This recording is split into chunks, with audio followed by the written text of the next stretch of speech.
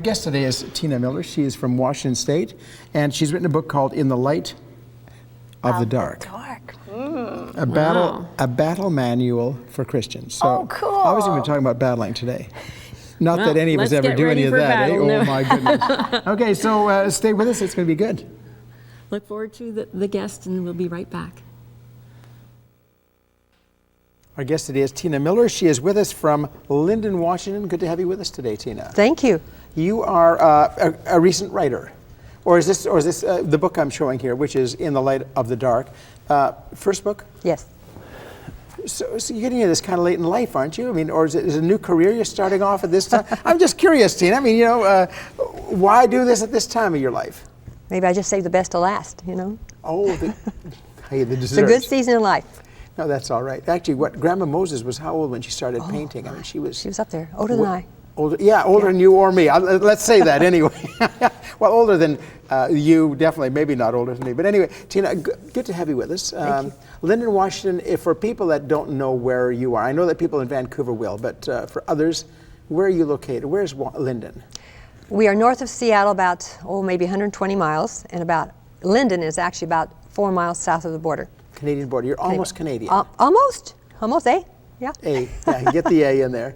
Do you cross the border often? Quite often. Mm-hmm. I have friends up there, and so I have a Nexus pass, so I can go through the speed lane, you know. You know, I saw that. So it's a Nexus pass you get for that? Mm-hmm. I've seen that, like, you know, I've gone through that border and waited in that long lineup, you know, and then I see these, I go, zoom, zoom, that's zoom, me. And that's you. That's me. So how do you get this Nexus pass? How do you get to become that good a person that they allow you to cross the border that way? Well, you fill out an application and they research to see just how good you are. And so it's good for both coming and going. Into Canada or into back Canada in the or States? back in the States, correct. That's kind of neat. If I lived out there, I would. don't know if my record would be good enough. That's the only problem. You know, it's not everybody gets one of those. Is that what you're telling me? They do turn a few people away, but if you're squeaky clean enough, well, I'm sure wouldn't be a problem. I had a shower this morning. No, anyway, I'm kidding. The book itself, you mentioned to me before the program, you wrote this out of some life experiences. Correct. As a battle plan for Christians, or I mean, it's as a battle manual for Christians.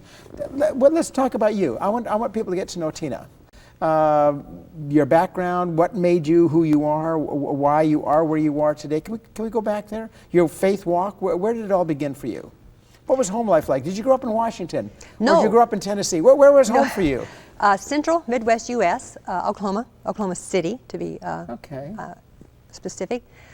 Mother is a Christian. She's 81. She's still good in health, lives in Kansas now. Dad was not a believer. He actually was a schizophrenic. He was alcoholic, psychopathic, and he attempted to murder Mother from time to time.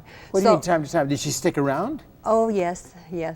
And, in those days, there was nowhere to go. No one would believe you. As kids, did you realize what things were like? I mean, or did you find out afterwards how severe things were?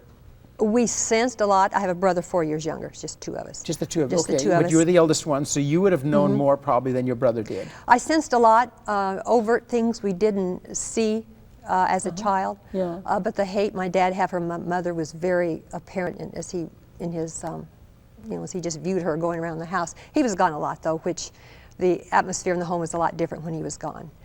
And Mother was my role model. I dedicated my book to Mom here, in the front of it. I saw that. Yes, because she was a role model for me of what a Christian should be, and a model wife and mother. And so I just admire her very, very much. Wow. So how did she stay with your dad? I mean, did they till your dad passed away, or what? How did things go? I mean, for them. Well, ultimately, after I was gone from home, they did divorce, and he remarried, and he passed on about 4 or 5 years ago. Okay. And but he disowned me after I left home, and this really affects your walk with God. I was so in love with Jesus when he saved me, and and I loved His Word. But, and God was there, and I didn't hear a lot about the teaching of the Holy Spirit until later on in life. But early, so your early relationship with God was really with Jesus? Yes, it was. And I was in my 40s before God revealed His Father heart to me. And I'm here to tell you, it transformed my life. Okay, why? I felt secure. I felt secure. I felt safe. I mean, I knew Jesus cared for me, and He was with me. But there was just something about that need that is within us to have a loving Father that just gave me a security and His sovereignty. Oh, I believe in His sovereignty. I mean, and when you believe in His sovereignty, no matter what storm you go through, no matter how dark the night, you know, you will. It helps keep you stabilized. Okay, now let's go back. So growing up in the home you did, do you think that kept you from knowing God, the Father? Oh, my perception of Him, definitely, because I didn't have a loving, attentive Father. I was just there, you know. He didn't love me, and so. And He disowned you. He did. He did. So in other words, you can't trust a father. Right. I mean, is that what builds up in your heart? I mean, this kind of is down deep in your heart then, that kind of an attitude or an expectation that you can't trust. It was, but I didn't think it through. No, it's how you. It's amazing how many things we don't think through, but they affect how we live. Absolutely. It's the way I meet other people. It's how I respond to situations, and it's out of them. If I look back, I can suddenly say, "Wow, that tells me." I mean, if I was able to, if I knew those things, I'd say, "Wow, you know, that person has a difficult relationship with their father because look what they do. Here's their reaction." Well, not only that, but you don't have confidence. I wasn't validated. No, okay, right. Well, these are all factors. Exactly, and so I felt insecure. So the Lord had to do a lot of healing, and He did. Yeah, over a period of time. Sure, and we'll talk about that. But so okay, but that was home that you grew up in. Mom loved you like crazy. Yeah.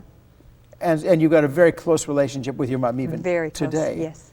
And you love Jesus. Yes. And you made a personal decision to follow the Lord at the age of 11. 11. Yes. Yeah. Okay. Then along the way, the journey, when did things get, I mean, you talk about battle here. No, I mean real. Okay, so you went through something in your 40s that really changed your life. Or was it in your 30s? Or was it in your 20s? Where did the Lord start changing things in your life? Where did He start changing? Yeah, well, it was progressive all along, and then I married, as a lot of women do who don't have the relationship with their dad at home, their earthly dad. I married a knight in shining armor as he came riding by, and that proved to be really pretty fatal about 14, 16 years up the road. So I had 4 children, and landed in Linden, actually, and that's where I raised my 4 children.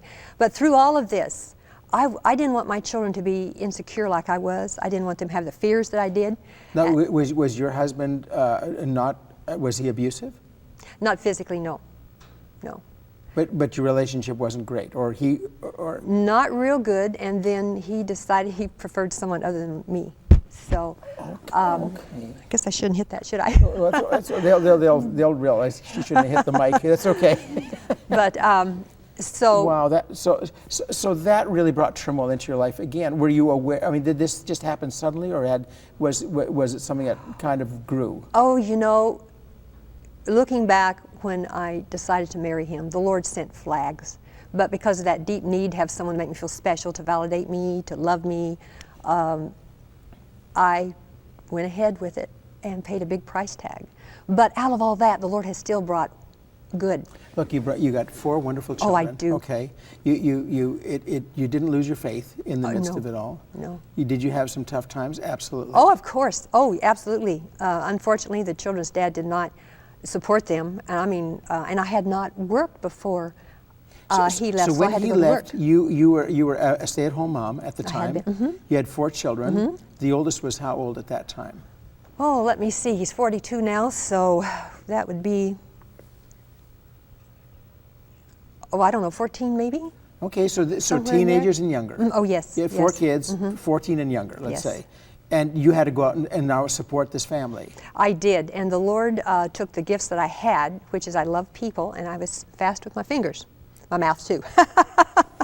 And I went to work for the Linden Tribune there in Linden, and I set type and I wrote a children's column and thoroughly enjoyed communications.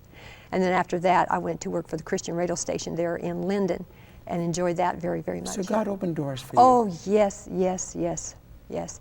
But you know, I know what it is to pray for gas for the car, to pray for the utilities to stay on, to pray for clothes on your back and for food, you know. But he was always faithful. He worked in such wondrous ways that he would be glorified, you know. Do you mean you know what it's like to not have the resources and then God would bring them just as you needed them? Absolutely. Now, okay, let's talk about some of the things that in your heart you talk about. Well, I mean, one was the sovereignty of God. That's very important. I mean, we'll talk about a number of chapters in your book, but you talk about the value of seeing God as being sovereign. What do you mean by that, and how does that comfort you? No. I do not believe that anything can touch me without going through my Father and getting His permission.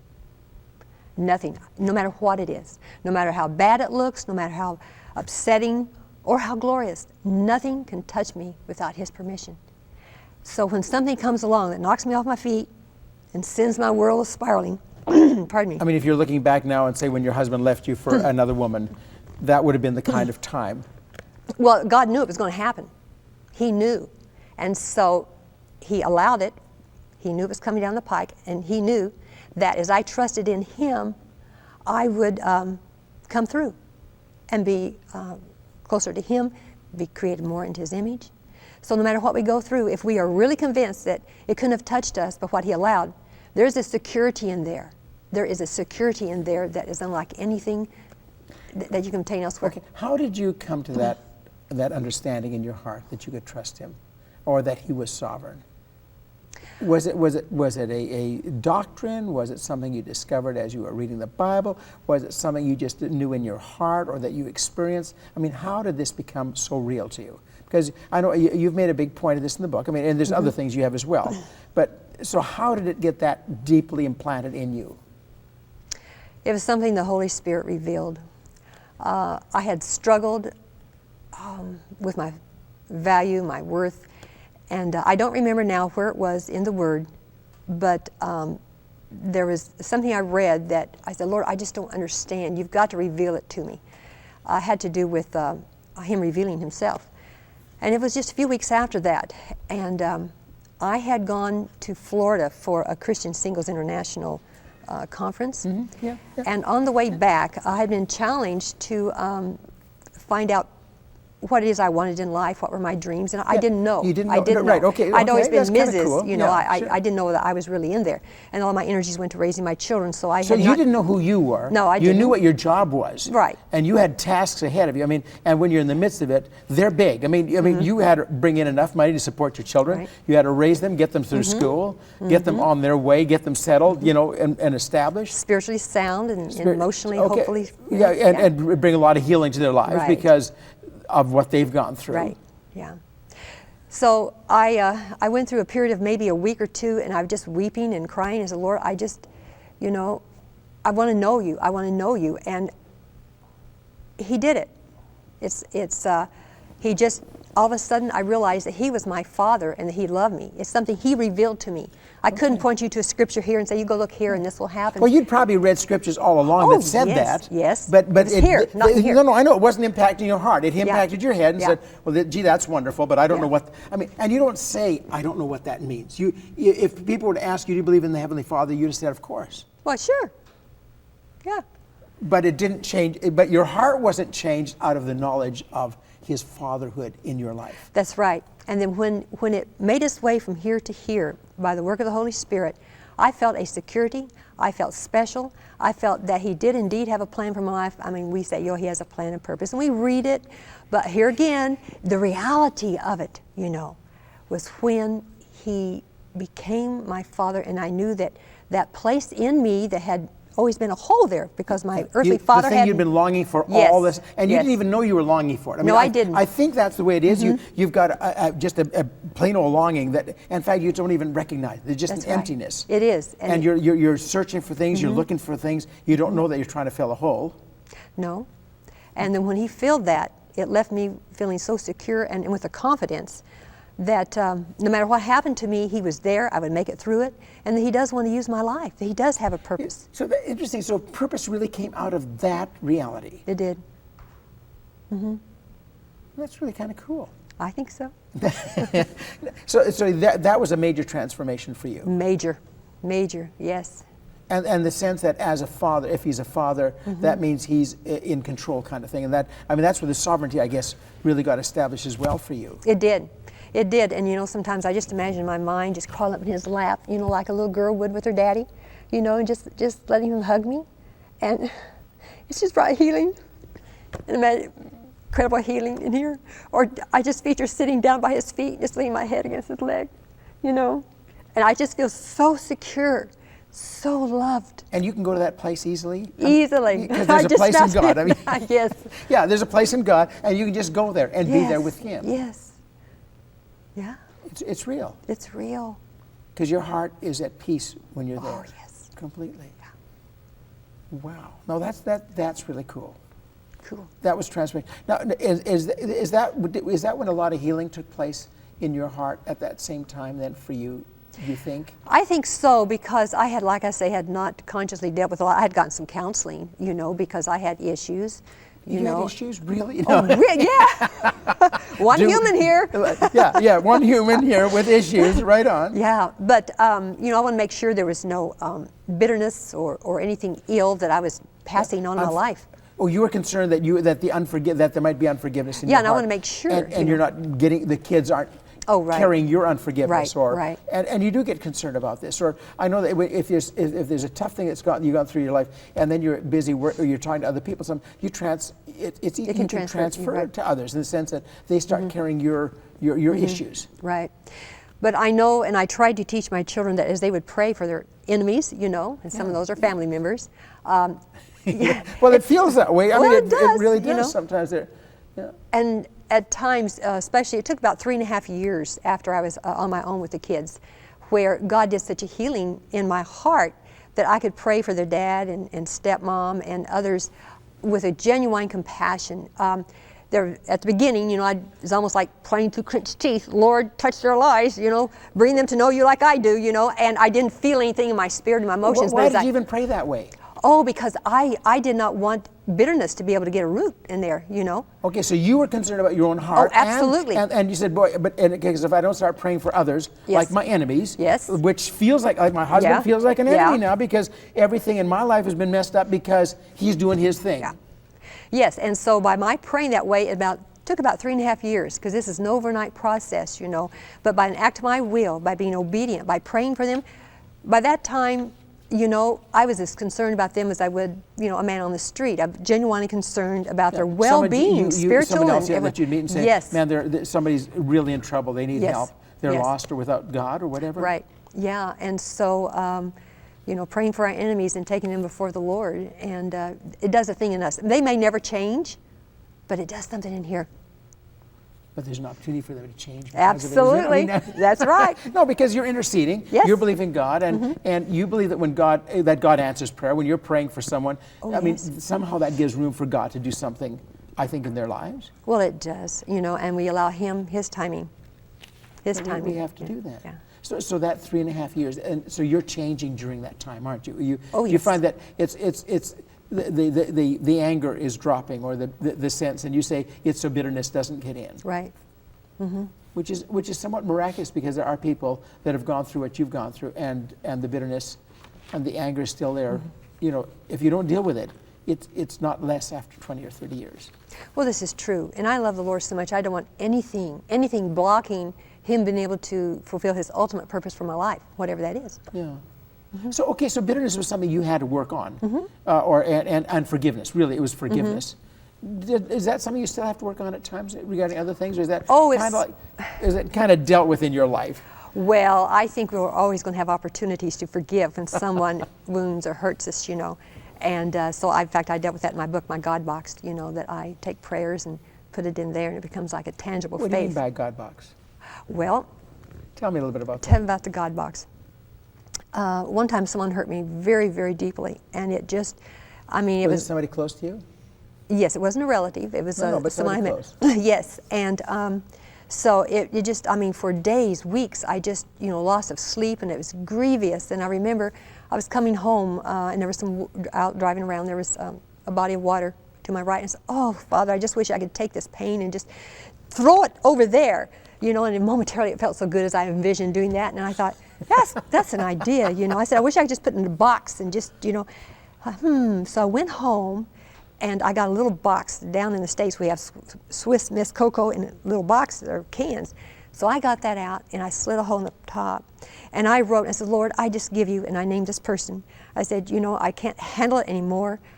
give you this pain. Please work in their life, and bless them, bring them to know you. And love, Tina. And I stuck it in there. And it was it was 48 hours before I realized it had not even crossed my mind again. Wow, So when I have things That's that, cool. it's like It's really like cool. faith becomes a tangible gift that I give to the Lord. Satan is watching me put this in here. Yeah. You see. So you actually write it as a little letter, a little note to God. I do, and I write 2 or 3 lines, and I write on top of that again. So if anybody should even find it, I couldn't even reread it myself, But yes, I put it in there, and it's an offering to Him. Satan can throw things in our mind. He can't read our minds. But as he sees me taking to the Lord these things, then that's the last thing he wants to do. He wants to keep us discouraged and undermine our faith. Right. So if you persist in doing this, whatever's troubling you, maybe you don't have money for a bill, Lord, thank you for providing. I have a need here. Thank you for providing it. I love you. And put it in there. And then when the temptation comes to worry about it again, and you keep going to that, Satan backs off for a while because it's defeating his purpose. You running to the Lord. Right, because he's trying to bring anxiety to you. He's trying to bring fear, discouragement. I mean, those are attacks of the enemy. Yes. And so he will bring them at you. But you're simply saying, but God, I've tangibly done. I mean, I believe that you are my provider. I mean, because that's what you're doing by writing that letter, aren't you? You're confessing. You're making a statement saying, God, you are the one that is able to deal with this thing. And this little ceremony becomes almost like a tangible thing that you can, You can remember. Yes. I've given that to the Lord. Yes. Yes. I've tried, and sometimes I have found that in the same way, that there's times when there's something that's been troubling you, when you have someone that you can really trust. Now, this is what you're doing. You're really trusting God. But you do something tangible. Then the enemy can't come back and say, well, you never did anything about that. Exactly. Because that's what he'll do. He'll come and say, you haven't done anything about that. You've not really given that up. You've not really released that. And so what you're doing is you're really releasing. I mean, you're saying, God, between you and me, you know my heart on this, and I really want this to happen. I need your help in this, and I'm giving it to you. That's right. And it encourages me, builds my faith. And Satan's lost, So how big is this box now? I mean, it's getting stuffed. You got the stuffed boxes. Well, when it gets to where I can't put any more in there, I throw it. I don't pull them out and reread them, and I start anew. Okay, yeah, right. There's no point in rereading. I mean, because those are dealt with. Right. And you just you dispose of them and you just back in the box. Yeah, back in the box. Yeah. So are there always some things in the box? Most of the time. You're being honest about That's it. right. Just saying, God, you That's know right. what? I'm in process. I'm in process, and I really need your help on an ongoing basis here. Well, that's cool. We're going to take a little break, and we're going to come back. But take a little break. The book is called In the Light of the Dark, and our guest is Tina Miller. We'll be right back right after this. We're back with Tina Miller. Tina is, if you missed the first part of the program, she's in Washington State, just outside of Vancouver, actually, just south of the border. Just south of the border. In fact, if you're in White Rock, I always think when I'm at White Rock up on the hill, I can almost look into Lyndon, Washington, but probably can't. It's a beautiful spot. That's a beautiful part of the world to live in. Yeah. Is it fair that you should live there and some of us not? We live in other parts of this world, but anyway, no, that's good. Bless you. The book is called In the Light of the Dark. Why did you call it this? Where did the title come from? Well, as I didn't set out to write a book. You did not set out to write a book. I did not. I did not set out to live a book, either.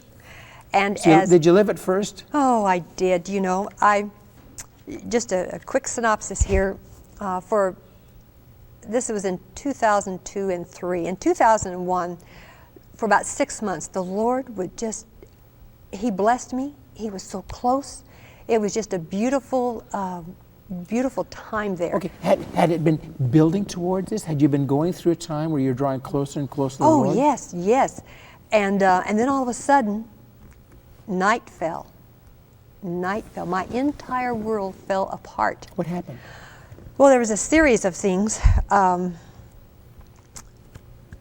For one, I had developed a little company. It's called Grandmapa Creations, G-R-A-N-M-A-P-A, like Grandma and Grandpa together. Yeah. And I had developed a little coupon book, whereas grandparents could spend time with their grandchildren and reinforce, just validate their grandkids. And I had given one to my grandson when he turned 5, and he just loved a coupon to turn into grandma, redeem for grandma for all these activities. Okay, so it's a little coupon book, and it says you can go to grandma and get this, or grandma promises to spend a day with you, or Well, right. go to the park with you. Right, or- ice cream cone, or let's bake something, or let's read, or go to the library. Yes, it's just generic stuff for heart-building stuff. And there were miracle after miracle that happened, and this all came about. So as I was focusing on this, because I could see it as a ministry, Right. and I knew what it was doing in the lives of my own grandchildren and my relationship. So that was one thing right there. And then I had a potassium crash, a big potassium crash. So like a chemical imbalance in your body? Yes, and I had left kidney failure. And so, I mean, it's amazing the side effects. I mean, I was disoriented, I couldn't think straight, I couldn't work. So it was like a physical attack on your body. Oh yeah, I was in bad shape. And then I couldn't work. Well, I lived on credit cards, and we know that is the worst thing you can do. But I couldn't. You had no alternative. No. And so I was, and depression just like a mantle just set down on me. And this was over a period of time. You know, one thing just kind of dominoing. Did it get like it getting deeper and deeper? Like, did you feel you're falling further and further in the hole? Oh, absolutely. And this hole was very black. And it's getting darker and darker and darker, and there was nothing to grip on the sides. Yeah. Okay, so no handholds. No handholds. You're looking for a crevice, anything to hold on to. Yeah. And so, you know, further in debt, and then of course, ultimately, my impeccable credit was just, you know, not impeccable anymore. And then one set of my kids went through a very nasty divorce, and 3 of my grandkids were yanked out of my life, and I haven't seen them in 3.5 years. So this, wow. Usually I can handle it better than right now. Yeah, you know, but it was grievous. But when we talk about pain, yeah. It didn't just a little bit came. It was like it's snowballing. Oh yes, and then because so it's like your own physical body, then emotionally because there's nothing closer than your kids and your grandkids. Oh, okay, I mean, right. and when they're going through pain, I don't think they know how much pain you carry. No. When you go through especially when you're close, yeah. And you were close. Yeah. And then, of course, this little endeavor, my little coupon book, went right down the tubes because I couldn't work to promote it. And, but, you know, and then the worst part was that God was silent. He was silent. He wasn't talking. But he'd just been talking to you. Oh, yes. I mean, every time you went to him, you got answers. Oh, he was yes, talking yes, and everything. just blessed me abundantly, you know, and he gave me all kinds of hugs, and I would just, it seemed like 6 months of worship and praise, you know, and then silence. So 6 months in heaven. Yeah. 2 years. And then the slide. Oh, my. No, I shouldn't laugh. I mean, because this is very, very real. And, yeah. and so emotionally, the depression must be huge. It was huge. And, you know, here I was struggling to even, because I was physically out of it and trying to keep this little business afloat. And because I had no doubts that God gave it to me. Absolutely none. Never have had. But yet it was failing. And in fact, I had one friend ask me, she said, bless her heart, well, have you ever thought about just giving up? And I said, well, no. You know, until the Holy Spirit changes my direction, I'll just keep going like I know, you know. So friends, you know, thought that they had some answers for my life, and if I just, you know, listened to them, things would get all better. It doesn't work that way necessarily? No, not in my life. So you're like a little bit like Job's friends. You know, I was in Job for 6 months. In the past, when I've read, about every 2 years, I'll read the Bible from cover to cover, you know. Yeah. But you just skip through Job. Oh, well, I just read it fast, read it you know. fast, but yeah. I want to tell you that for 6 months, Job, it was so sweet. I said, yes, Job, I know yes, I know, I understand. I got a friend like that too. Yeah. Exactly, he said exactly that. Yeah, and it was like the book of Job so ministered to me. Well, as I was going through this, and people didn't understand, how can you explain something you don't understand yourself? I mean, but I knew that he loved me. You see, I've walked with him for over 50 years. So now I've got the word in my head. And never mind what I'm feeling, never mind what seems to be going on, he is who he says he is. Yeah, no matter what I'm feeling. No matter what. So that you knew, and there was a. So Yes. you're like Job, like when his wife said, you know, just curse God and die. And I mean, that's what he did. I mean, she did. Yeah. But he said, you know, because there's a beautiful passage that is Betty's absolute favorite, one of the favorite ones. It says, "Though he slay me, yet will I trust." Yes. I mean, no matter what That's happens, I know I can trust him. I don't know anything about anything else, but I can trust God. Yes, and there were times when I would, the pressure, financial pressure, I mean, how do I pay my electric bill? How do I, and I said, Lord, I give it to you. But there were times, and his silence was painful to my heart, and I would fall on my knees on the floor, and I would grit my teeth, and I'd pound the floor, and I'd say, Father, I'm going to serve you if this is as good as it ever gets, because you are worthy. Yeah. And I get up and I didn't feel any better. Nothing had changed. But I had won a battle against myself. Right. So that's where the battle really was. It was about what was going on in you. Yes. And you said, no, I'm not giving in. That's right. Because you could self-pity could have set in. Oh, sure. And you said, no, that's right. I'm going to serve God, not myself here. That's right. Thing. But, you go to bed at night, and sometimes these problems trail right along behind you. It feels like this weight on your head. In fact, you almost avoid going to bed. Because the minute you hit the pillow, guess what comes out? I mean, those thoughts just come, that's when they come soaring in. They do.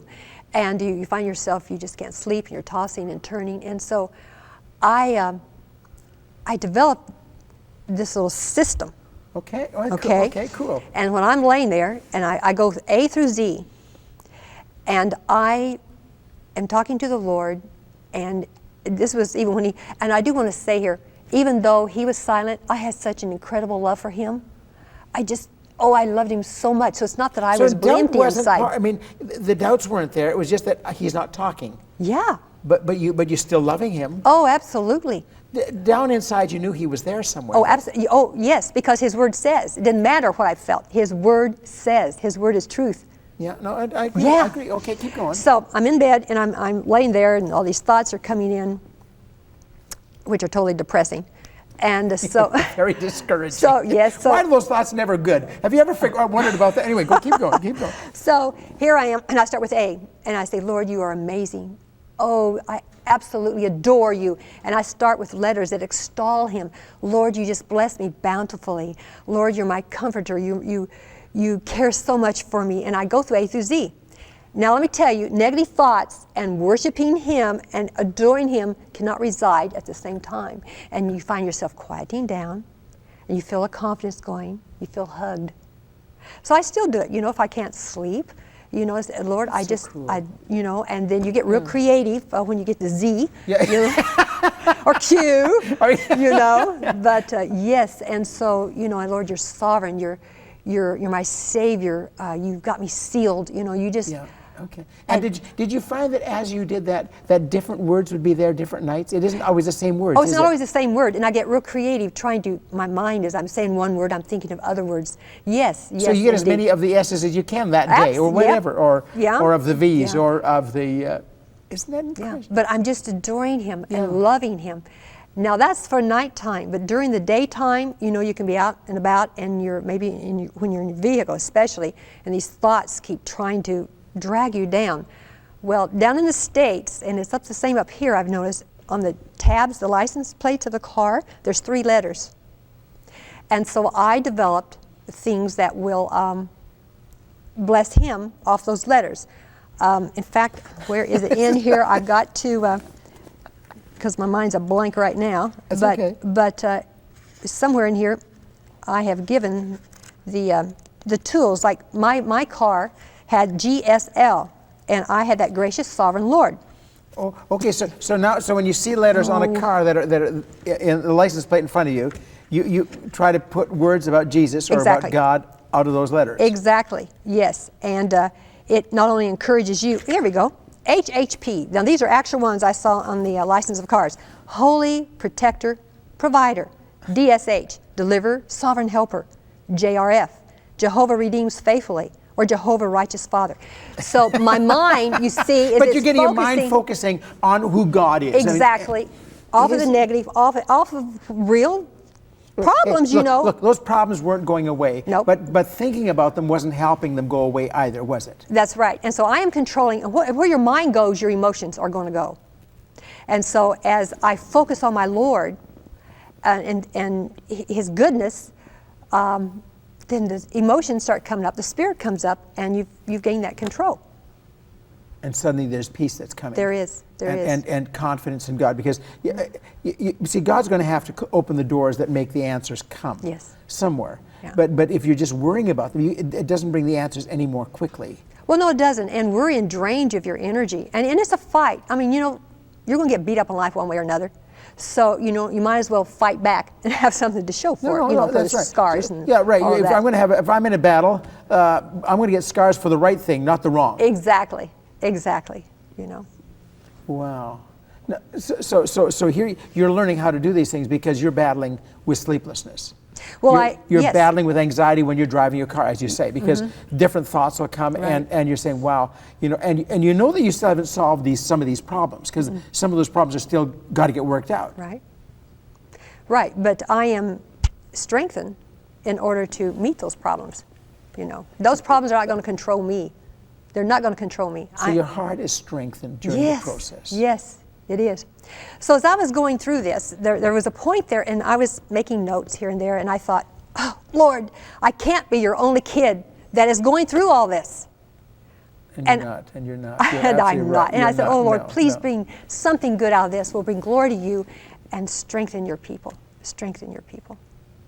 And so as I started writing, and I'd written a few, 2 or 3 little chapters there, what you would call chapters, I guess, and I sent them to a very dear friend, and I said, what do you think of this? And he said, keep writing. There's something powerful here. And I remember thinking, I don't want to write anymore, because I knew there were more chapters to live, Yeah. Every chapter is going to go in the book. I've got to walk it through. Yes, Yeah. but as things evolved, and there's no pat answers in this book, but there's some definite guidelines that takes you by the hand and helps strengthen you in your struggle. Okay. So pat answers don't work?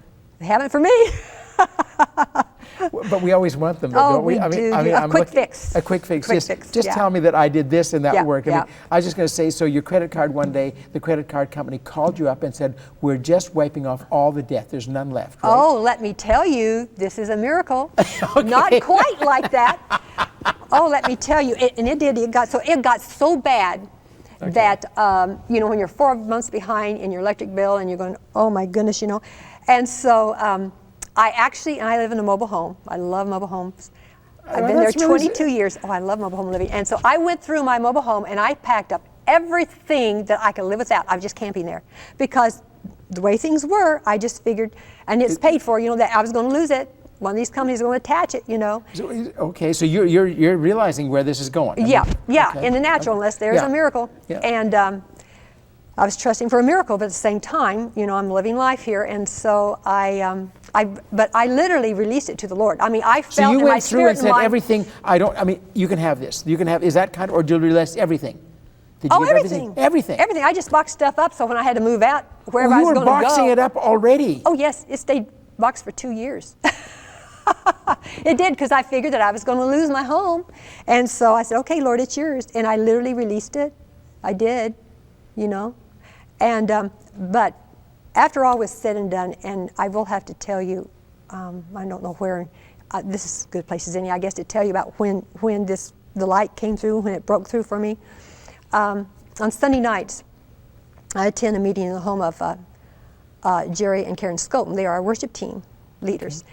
And it's worship and praise and intercessory prayer. And I have been going through this. They have been going with me through some of this. We had 2 churches that merged, and it's been wonderful. Okay. And so they were from the other church. And there's some missionaries that go to our church when they're not out in the field. And in fact, they were the ones that suggested that I send my book to Creation House Press, or my manuscript. Well, here I was this one night, this Sunday night, and we've been well into the battle for 2 years. And Brian prayed for me, Brian Young. And when he got through, I didn't feel anything different, And you've probably been prayed for a few times along the way, too. Yes. Yeah, okay. For sure, Yeah, yes. okay, go on. And so I woke up, I went home, went to bed. I woke up during the night. And when I woke up, I was praising. I was worshiping the Lord. And the room was just heavy with His presence. And then I would go to sleep and I'd doze off and I'd wake up and I was praising the Lord. And the room was so immersed with His Spirit.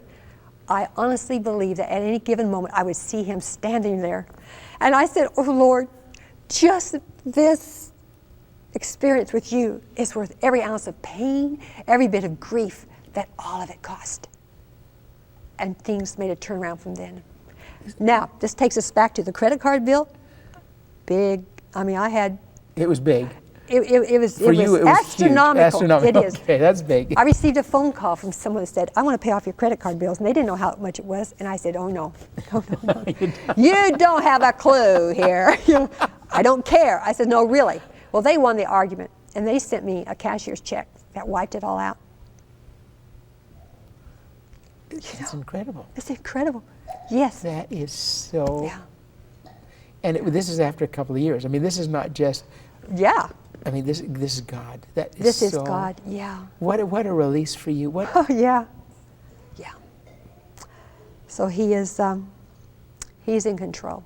We must never ever doubt. Yeah. Wow. And He knew all of that way back when. Yeah.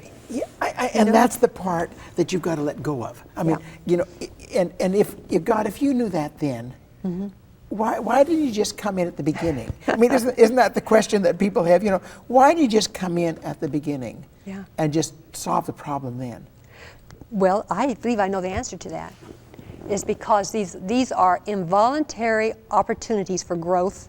Involuntary opportunities. Because I wouldn't grow me like He has, and wouldn't you? No, I totally agree with you. I totally I'm not agree. into pain.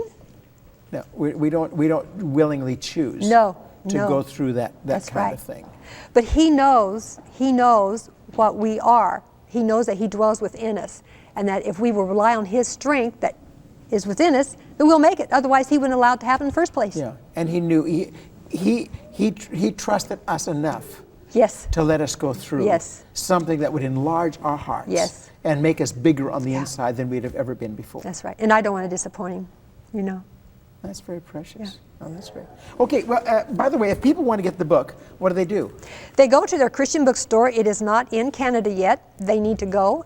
Their store can contact their distributor and bring In the Light of the Dark, a battle manual for Christians. And it's by Creation House. That's the one, Yes. the bookstore there, they'll say, well, who's the publisher? Or, where's it come out? Who's the distributor? Yeah. Creation House. And they will find the way to get it. Yes. So just bug them. Is that what you're telling? That's it. Just bug your bookstore. Okay, that's great. Anyway, thank you. This is excellent. Thank you. Oh, that's been great. We'll take a little break and be back with more of It's You Day right after this. Again, In the Light of the Dark is the book, and Tina Miller, the writer. Tina Miller has written a book called In the Light of the Dark. And you say, is there light in darkness? Well, we're going to talk about that exactly. Tina is with us from Lyndon, Washington, which is just south of the Canadian border, just outside of Vancouver. Really not that far from Vancouver. Not that far. I think you said 40 minutes from Vancouver, Probably. or something like that.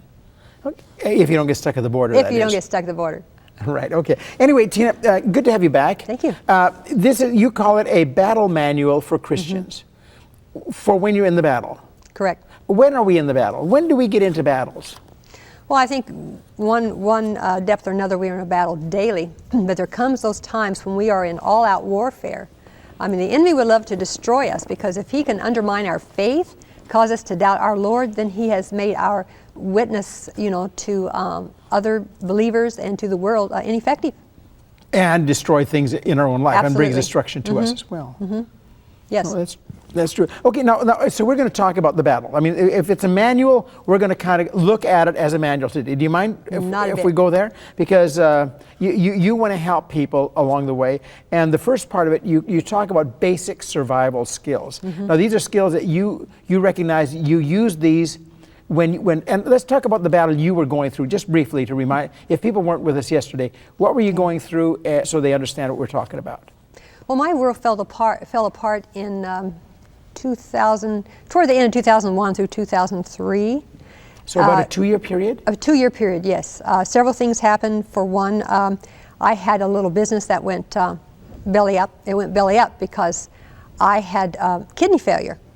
So you had a physical problem. A physical problem. Resulted in some financial stress. Oh, very, very difficult. Yes, financial stress. In fact, my impeccable credit was ruined because I lived off credit cards, which I knew was a dead end, but I didn't have any choice at that time. You didn't have anyone there to bail you out at that time? No. And And then one set of my kids divorced, and 3 of my grandchildren were taken out of my life. So that was very, very painful. But the hardest part of all was that God was silent. He was silent. For 6 months previous, it had been just a wonderful time. He had just blessed me, just immersed me with His presence, and has been so dear. But then He was 2 years silent, and that was the most difficult part. So in the end, that was a struggle. That was a struggle. So you learned how to. Okay, so this is what resulted. I mean, you learned how to survive in the midst of these things, if I can put it that way. Well, I did, and I've walked with the Lord for 50 years, so I had the Word in my head, and of course it was in my heart. But everything I've ever believed was put to the test, everything, and I knew what to do. And so when your world falls apart, you keep on doing what you know to do. And feelings are not a gauge to trust by any means, So you're, in many cases, you're dealing with your feelings. It's like a war against your feelings. Oh, absolutely. And depression, you get to where you wonder if you're even, I thought I was crazy at times. Oh, wait a minute, Lord, this couldn't have touched me but what you allowed. You know that as I rest upon your word and trust in you, that I'm going to come through it. But there were times when I wasn't too sure I was going to survive.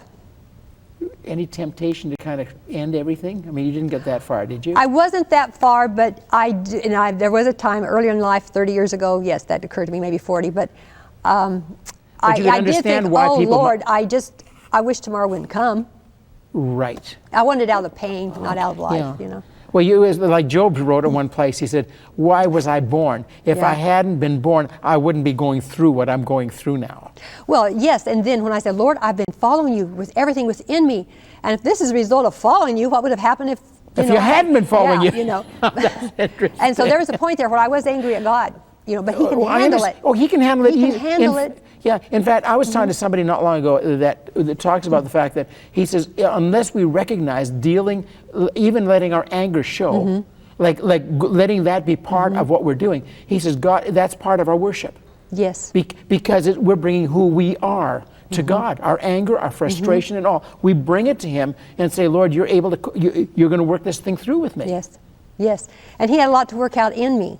I was not aware of it, of course. At that time, no. But I see this, it was actually a gift in disguise, these 2 years of dark night, a gift to me, because He loved me too much to not continue perfecting me and molding me to become more of what He wants me to be in order for me to do the work He has in mind for me to do. And just because He loves you. Oh, yes. Yes. Just because He just plain loves you, and out of His love He wants you to be all that he can make in you. He does. And yet when you're in emotional pain and mental pain, it's hard to think, He loves me, He loves me, I'm glad He loves me, I would hate for Him to be mad at me, But we know that we know deep down in that His word is truth, and that He is perfecting, He is working out His will in our life. Well, that's good. Now, you talk in there something in one of your chapters there on Remember the Star. What on earth are you saying by that? Well, I'm saying that whatever direction you were headed, what road you were going down, when night fell, you just keep going. Okay. In other words, you may not be able to see road signs for a while. That's right. So while the lights are out and you're not seeing road signs, keep going without turning the wheel. That's right. You keep going. A lot of people have a tendency when they're going through things to drop out of church. If ever you needed the body of Christ, you need it now. The fellowship, you stay in the Word. You keep good Christian music on. You feed your soul with Christian programming, radio and television. You keep nurturing, but whatever you were doing, you just continue on in life. Your job. So don't quit the job immediately. Don't do this. Don't disrupt your patterns quickly. Right. You just keep going, and even though you just it's all foggy around, you can't see. You just keep going. Okay. And He will honor that. You may not feel like you're getting anywhere. It's kind of like at the airport walking on those sidewalks. Sometimes you don't feel like you're getting anywhere, but eventually you do wind up to your destination. Okay. So that was a principle. Did the Lord give you that, or did you just realize, I think this is important for me to keep on doing what I was doing? Well, I didn't know what else to do. There was no voice, there was no leading, and usually the Lord confirms, when He puts something on your heart through the Word or circumstances or a message somewhere, And so there was nothing anywhere. So I just didn't know what to do except to keep doing what I was doing. Maybe the temptation might be to give up. Oh, absolutely. But you said, no, I'm going to keep on persevering in this at this point. Right, because even in times of my deepest pain, I really wanted to hang in there to see what it was I would have missed if I hadn't kept on. Now that's so. As your curiosity kept you going to, like in God, because you knew something about God and about His character, His nature.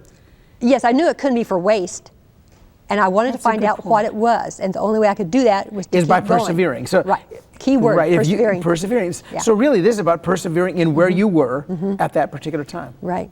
Okay, that's Right. that's kind of like a rule number one, or a point number one in surviving. It is. You just keep on going. Number two, you had as you remember to remember.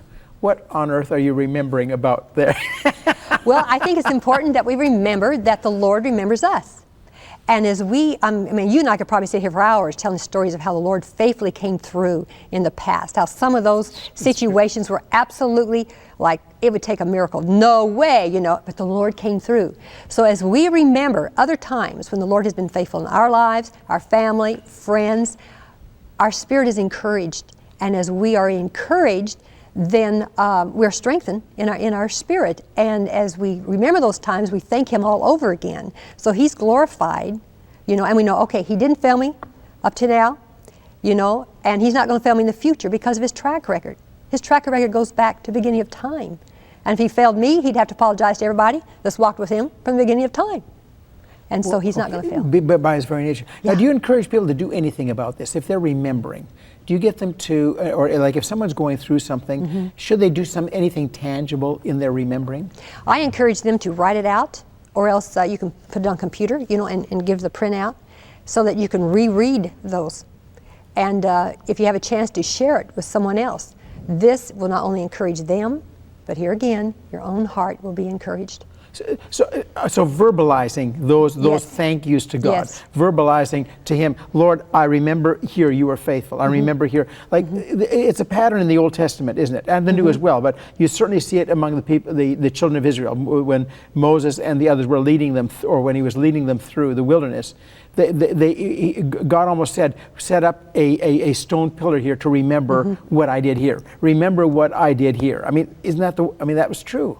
Well, it is, and as I even say out loud to myself when it's just me there and when the storm is blowing so fiercely, for instance, one time I literally was down to a box of macaroni and with 4 kids to feed, and it was 4 o'clock of an afternoon on a Saturday, and I hadn't told anybody about it. I'm not a whiner. I just take it to the Lord, you know, and so I had not mentioned anything to anybody, let alone the kids. And my youngest daughter was looking in the kitchen cabinet, and there was a box of macaroni, and that was it. And I had some flour, but I had nothing to put with it, nothing. And so I was sitting there. That's kind of at the end, isn't it? I mean, that's getting Yes, close, it is. Tina. And I had just started working, and payday was like 3 days away. This is on Tuesday. This was Saturday, and it's about 4 o'clock. And one of my kids and I were at the table playing cards or something. And I was saying, Lord, I got to get up in a few minutes. I just don't know what I'm going to do. And I just couldn't even think about it. You know, I knew I had to do something, but I couldn't think about it. And there was a knock on the door, and I went to the door, and there was an elder from the church. I had just moved into in Linden from outside the city limits there, and there was an elder, and he said, you know, he said, I got to thinking of you being a single mom and all, why you could, you know, probably use some extra groceries. And there were 3 huge bags of the most delectable stuff. We had a worship session right there, you know. And when I think about that, oh, it's just like it was yesterday, how my heart is encouraged. I just feel hugged by the Lord.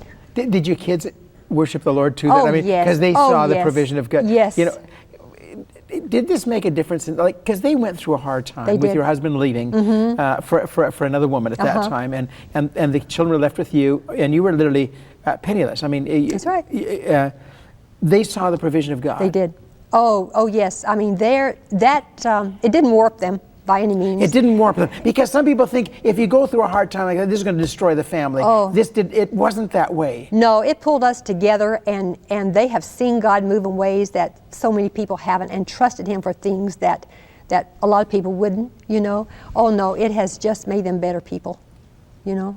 Well, that's kind of neat to realize that and to Yes, know it that. is. Okay, so that was remembering to remember, and Yes. so do your own milestones. Put this down. Absolutely. Make a list of the thank yous and the praise the Lord. Here's what God did for us.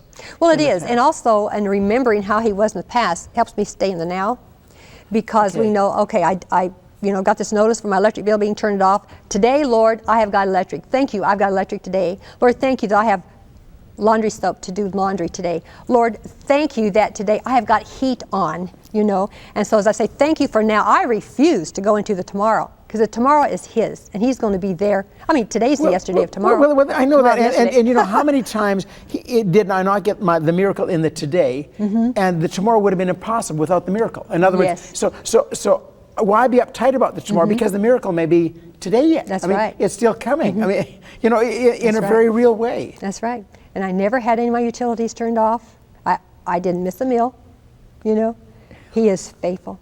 That's an incredible testimony. Yes, I mean, it it really is. is of the faithfulness of God. So remembering to remember. Remember to remember. Is really, really vital. Okay, you got another one, mind matters. I think you talked about this a little bit yesterday. Right.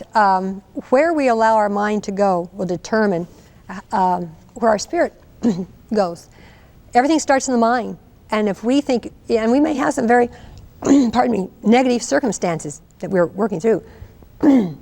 So it's not a denial of what's here, but it's a matter of those circumstances not controlling us, not controlling our mind, which everything starts in the mind. If we think negatively, then our emotions start going down, and then depression can just be right there just to bat us around.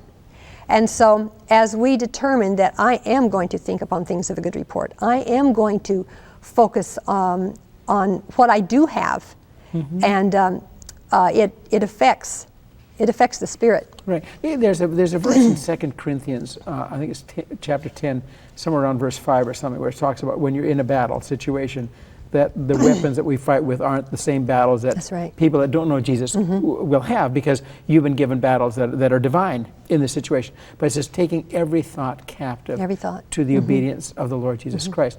That's what you're talking about here, is about bringing thoughts into captivity, or bringing them into a place of saying, hold it, I'm going to only think about those things that are true, worthy, lovely, of good report. I guess it's Philippians chapter 4, verse 8 says that. Yes, and then when the temptation comes, for instance, I go back to the electric bill, because I was 4 months behind at one point, And they didn't turn it off? They did not. They threatened, but the Lord provided at the very last day. He really did.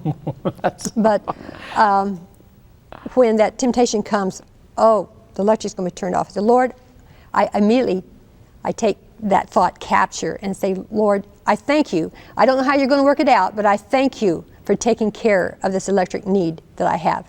And so when we take these negative thoughts that come and we turn them around, we flip them over and say, Lord, here's an opportunity for you work. My hands are tied. I have no way of knowing where this need can be met.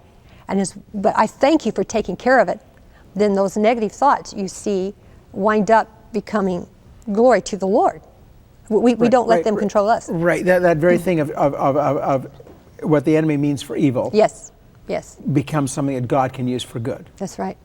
And then when thoughts come in from someone that has wounded you, hurt you, there were people during this time that really thought that if I would just listen to them, things would just be okay, but they didn't understand what I was going through. I didn't understand what I was going through. Okay, can we talk about that a little bit? Because this was a real struggle, because these are people that love you. Yes. Cared about your family and so on. Oh, yes. And they were giving you advice that did what? That wasn't? Well, they just felt that if I would or wouldn't do certain things, that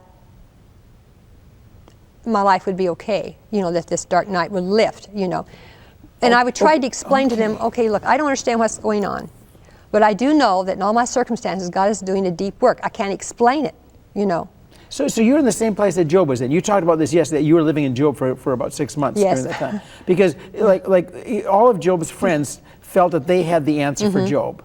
And so when you're going through a hard time, likely people will come into your life that will have the answer for you. Is that? Oh, yes, yes. Yeah. That happens. That's very real, isn't it? Well, it is, and it's, we wish it was that easy. I know. But not so. No. Sometimes there's a process of working that has to go on. It isn't just about confessing a sin sometimes. I mean, because this wasn't something that you had done, that you hadn't brought this on by as some kind of a sinful thing. Or disobedience anyway. No. To my knowledge, my walk with God had not been better, had been not closer, hadn't been sweeter before this time. It was just, it just. But others wouldn't understand that. No, they wouldn't understand that, And then, of course, those hurtful remarks would make me angry. And I had to deal with that. So I said, Lord, they don't understand. They don't understand. I give it to you. Just reveal yourself to them. So as I prayed for them, not, Lord, get them, but Lord, just bless them, just become more of a reality in their life. Then it eased that within me and it kept it from, becoming something ugly. Sure. Because, in a way, sometimes it's about saying, Lord, you're revealing something about yourself to me. Yeah. I'm learning something about you. Lord, they haven't discovered this area. They don't realize that maybe sometimes we go through times that we didn't earn it. It's not, it isn't something we chose, but it's something that you believe is good for me. And I've got friends that don't understand that. Would you bless them? Yeah. And where they are. I mean, that's really what you've got to let go of that. Absolutely, had to let go because none of us like being wasn't disrespect, but it was criticized. I mean, they didn't come right out and criticize, but.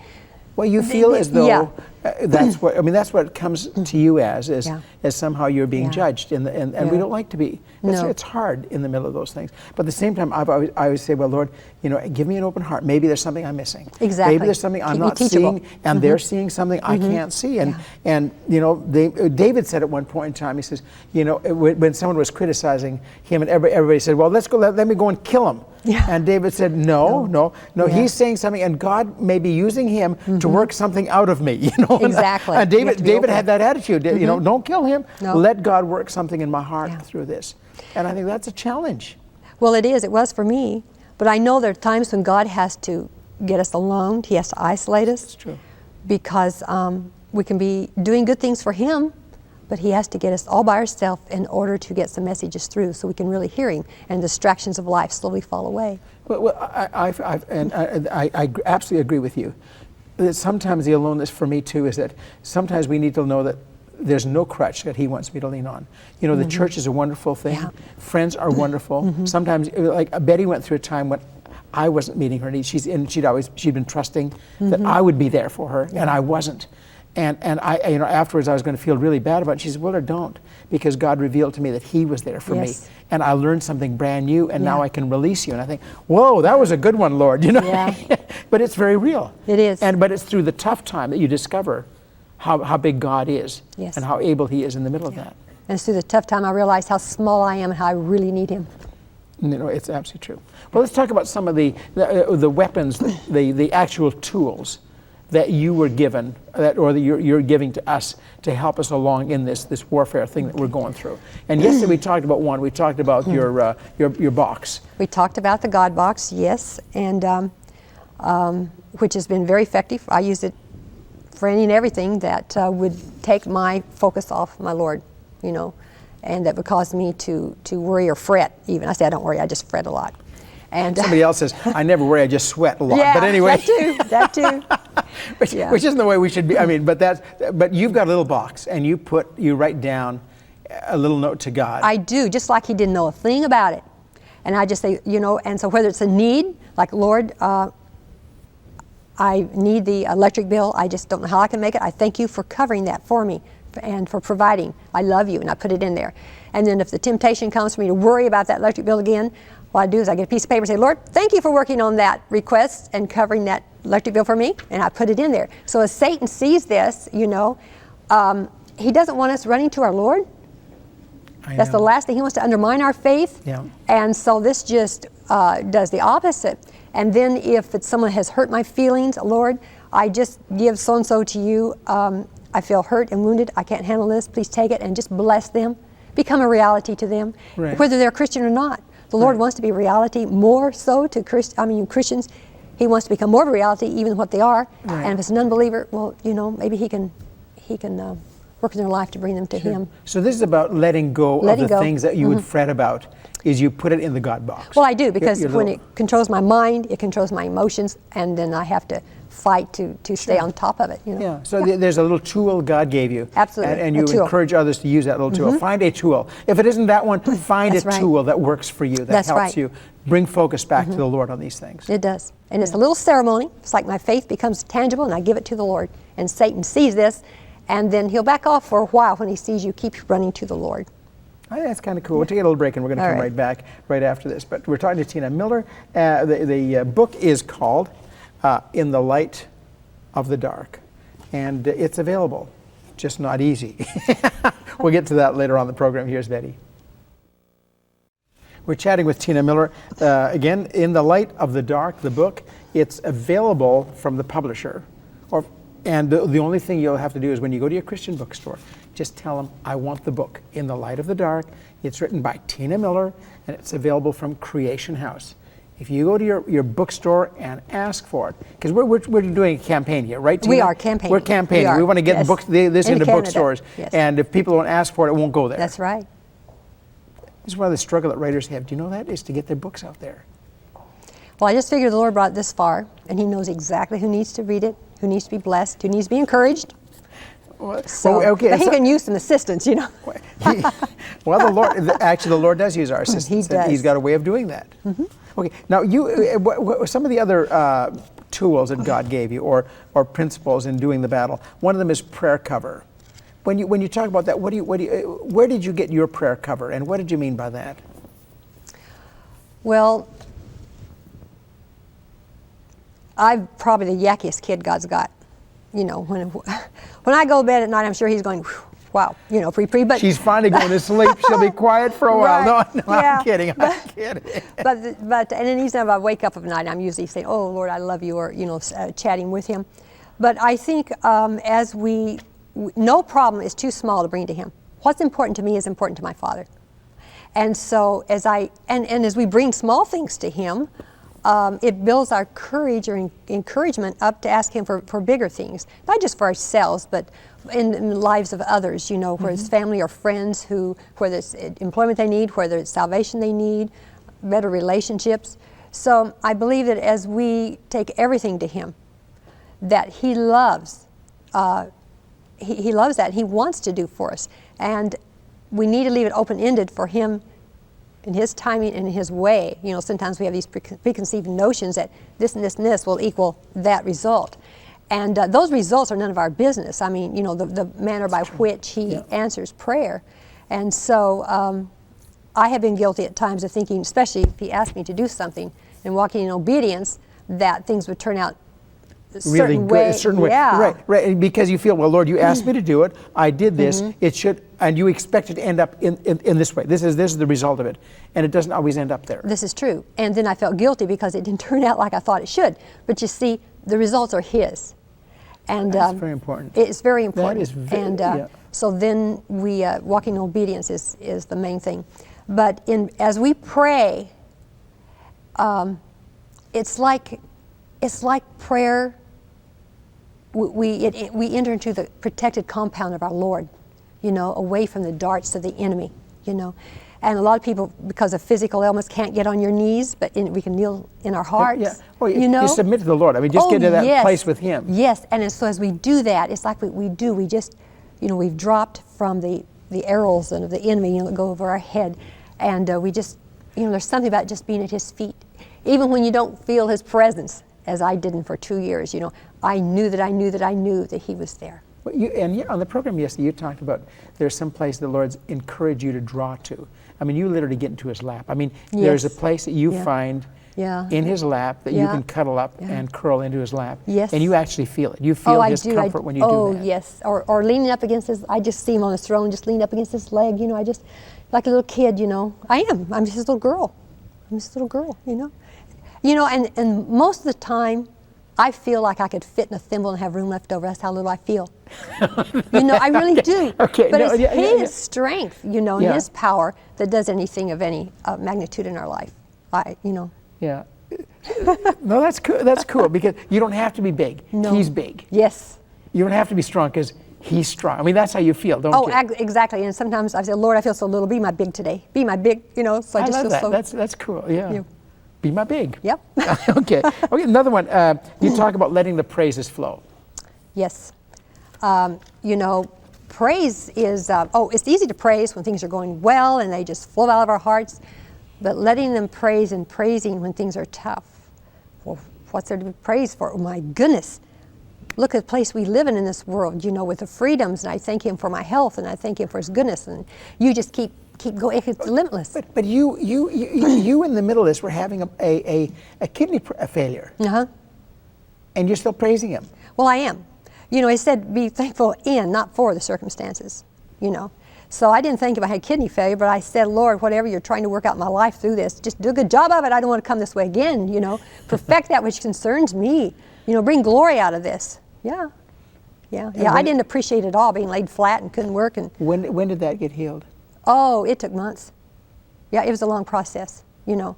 My strength slowly returned, and being scatterbrained more than usual was part of it. I mean, just fuzzy-minded, couldn't pull things together, and just no strength. There's a lot of side effects to it, you know.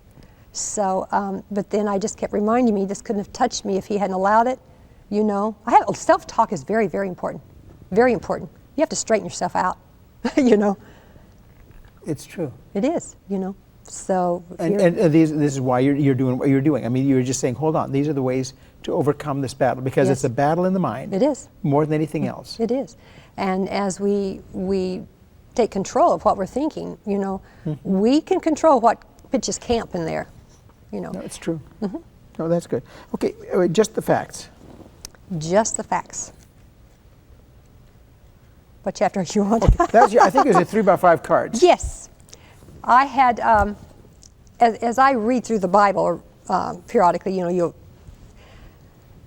that didn't come out right.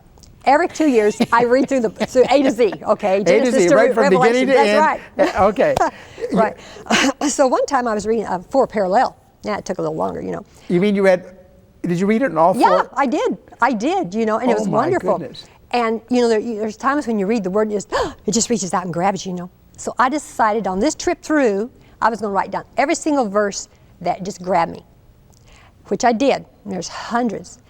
And so I typed them all, put them on the computer, and then I printed them out, and I put them on, well, they're a little bit bigger than 3x5 cards, and I call them spiritual protein.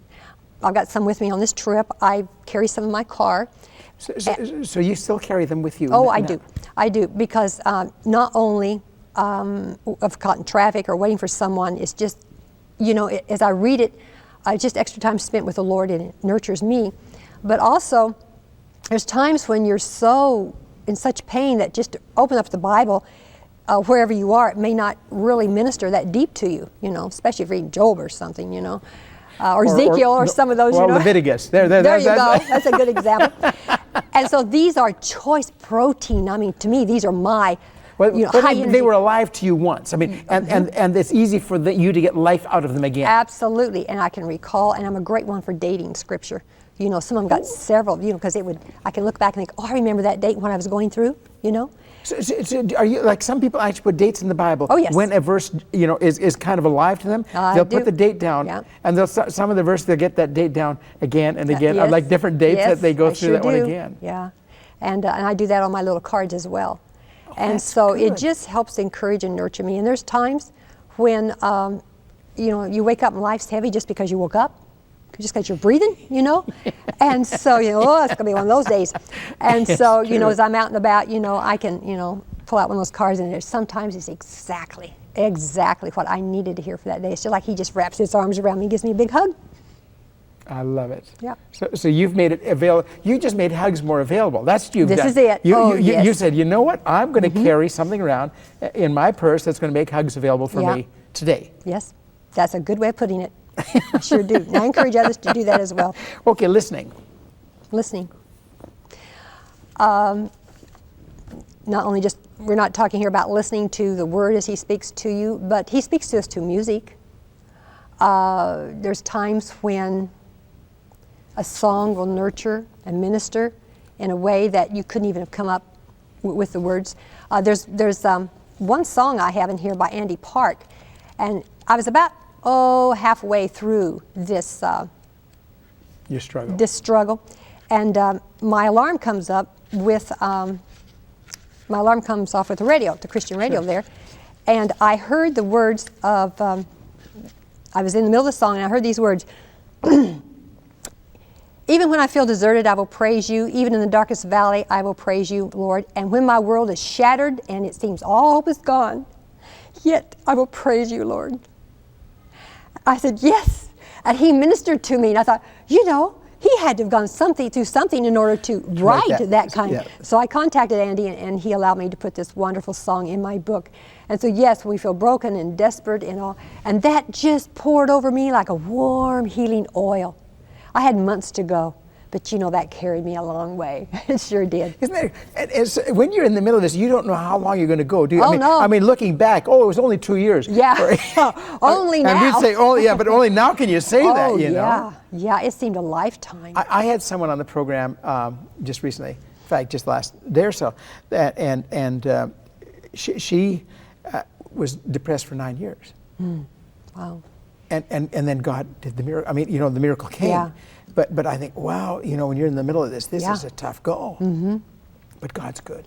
Well, He is. And sometimes all you need is someone with no answers. Just come along and hurt with you and cry with you. Oh, what that does to you, you know? Just right where you are. Really? Yep. Right in that little circle where you are. Just step in there and just weep with you. Just weep with you and love you right where you are. Yeah, not try to give anything. Because so often we want to get in there to fix you. Oh, yeah.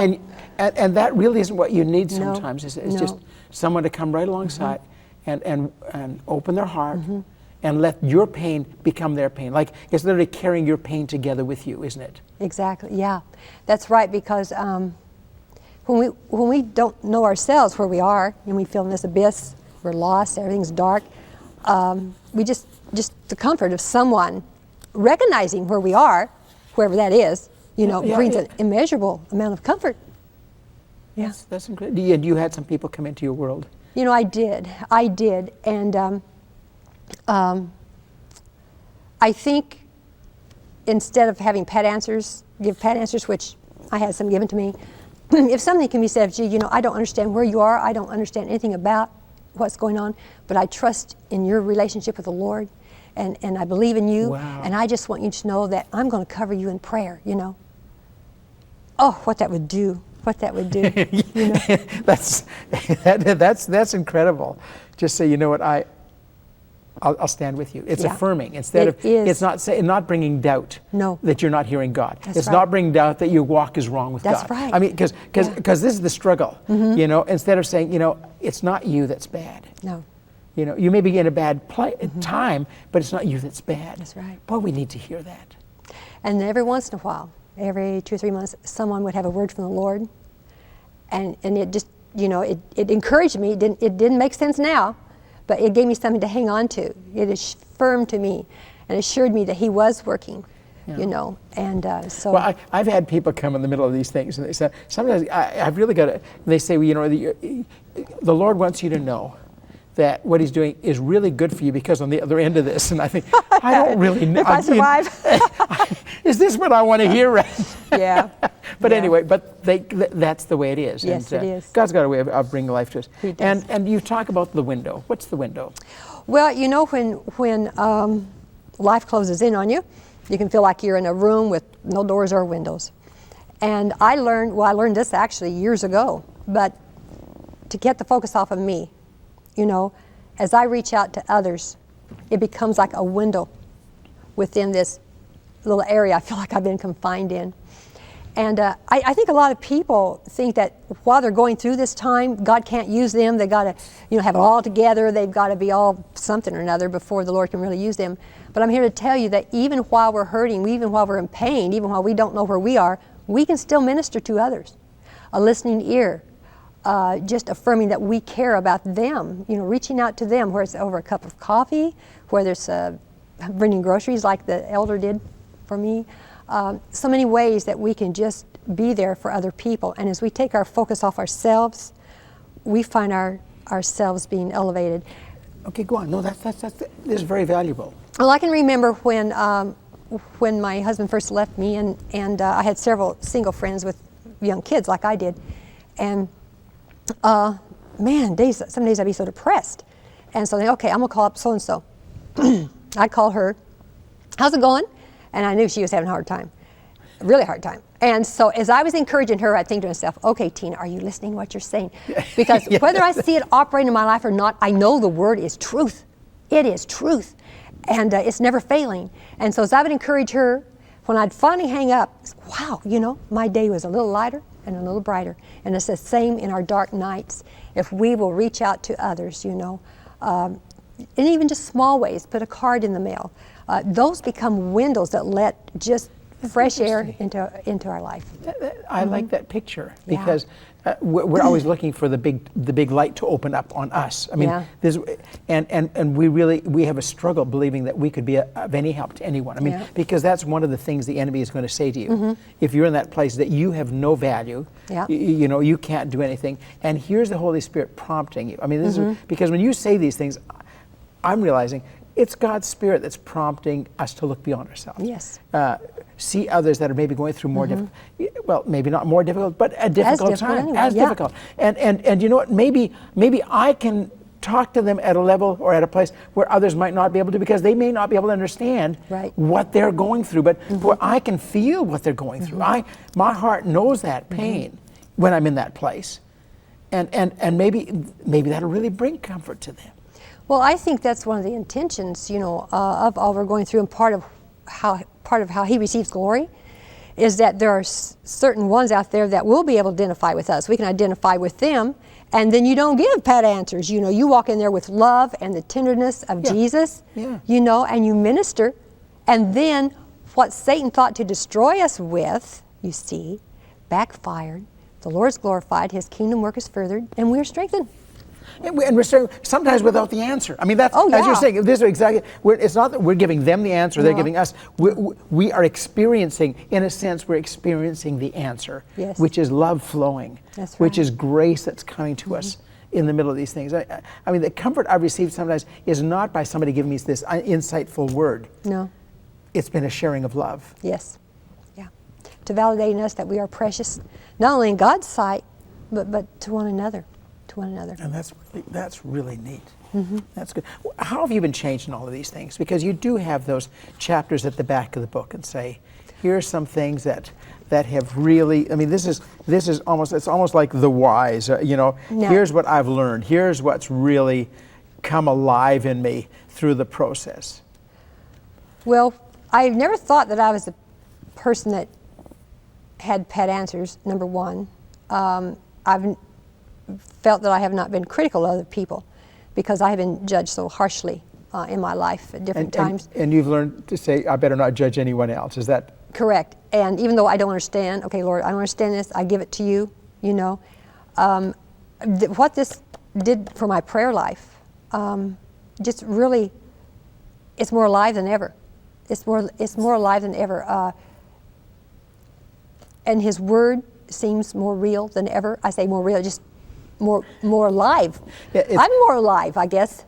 Yeah, I'm more alive, and I have learned that there's going to be more battles, but I know that no matter what appears on my horizon, it can't touch me but what He allowed, and if He allowed it, there is a purpose, there is a plan there, and I want to cooperate with Him, and I believe that as we embrace things that come to our way. Now we're assuming that in these dark nights there's no sin, that we have been walking with Him, you know. Right, there are some things you may check yourself on. In some of these to make sure, But as no matter what He brings our way, that He has a plan, and it is to glorify Him, to deepen our walk with Him, and to reach out to others.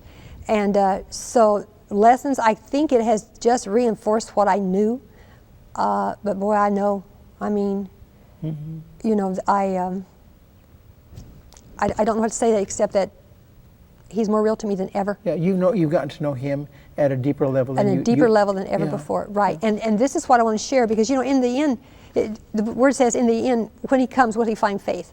And I think, will He find faith? You know, and this is a faith strengthener, a faith builder. You're saying, hey, you can go through these times and end up actually loving the Lord more than ever before. More than ever before, and it should be that way. Yeah, it should. That's true. And I feel more precious and special to Him than ever before. I known I was. Well, I knew it after the Lord healed me from or God healed that area with His Father heart, revealing it to me Yes. because of my relationship, which I didn't have with my dad. But I know I'm special. I know I'm loved. And I know that He will never leave me or forsake me. I'm His little girl, and I love it. And you remain His little girl all the way through, no All the matter way. what. That's right. Well, thank you. Thank you so much, Tina. Thank you. The book, again, In the Light of the Dark, and call your local bookstore or go down, see them, and say, look, you need to order the book. You can get it from the distributor that distributes Creation House in your community, and Tina Miller is the writer. And Tina lives in Linden, Washington. And by the way, the Bible study, or the studies that go along with every chapter, you've got them worked out in the back of this, Tina, don't you? Well, actually, it doesn't follow the chapter. It doesn't follow the by the chapters. chapter. No, actually, as I said here, it's been designed to show you, the reader, where you are in your relationship with the Lord. You will look at your priorities, your hurts, your trust in the Lord, and how much confidence you have in His love for you. And you may find certain areas challenged, but I guarantee you, you'll grow. That's a guarantee. That's a yes. That's a guarantee. Okay, Yes. well, thank you so much, Thank Tina. you. God bless you. Thank you.